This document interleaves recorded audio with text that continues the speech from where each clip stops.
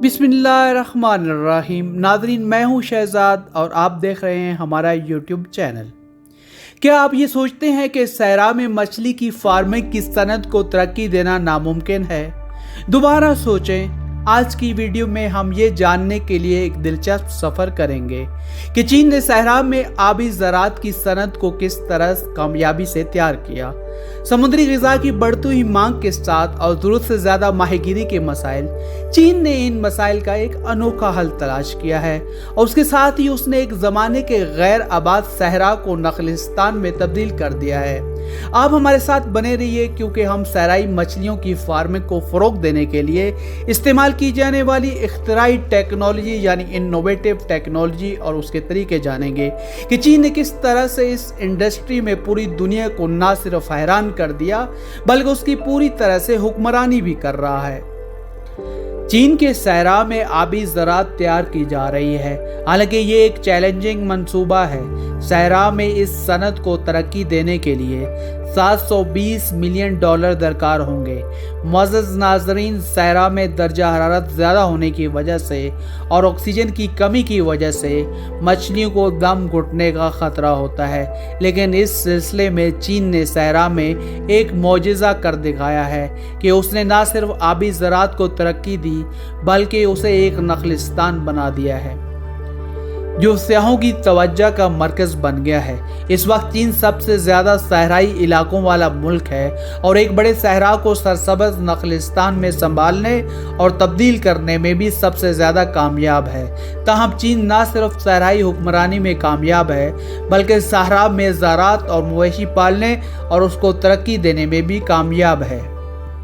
चीन की सहराई हुक्मरानी ने माहौलियाती मसाइल को हल किया है जो सहरा के करीब मौजूद लाखों चरागाहों की रोज़ी रोटी को मुतासर करते हैं। 2006 में चीन ने ऐलान किया कि वो सहरा में मछली की फार्मिंग को तरक्की देगा, लेकिन टेक्नोलॉजी की कमी, नाकाफ़ी मालूमात और पानी के वसाइल की वजह से ये नाकाम हो गया। उन्होंने सहरा से पानी की नकलो हमल यानी ट्रांसपोर्टेशन के लिए एक डाइवर्जनल कैनल तैयार की थी, लेकिन वो टालेपिया फ़िश के साथ कामयाब नहीं हो सके।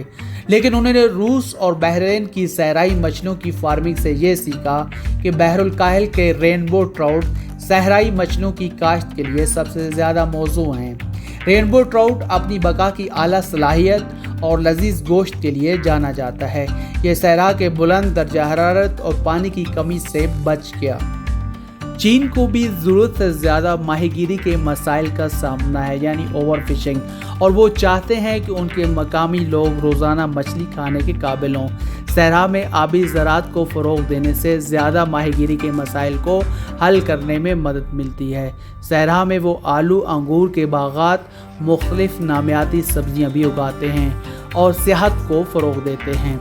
2020 में चीन अपनी तवील मुद्दती तरक्की में मदद के लिए फ़िश फार्मिंग को सहराई ज़राअत के साथ जोड़ने का इरादा रखता है। अब चीन ने सहराई मछली काश्त करने की टेक्नोलॉजी कामयाबी से तैयार की है। उन्होंने रेत को कंट्रोल करने के लिए रेगिस्तान में डाइक्स भी बनाए हैं और मछली की खेती के लिए एक खुला हुआ तालाब तैयार किया है।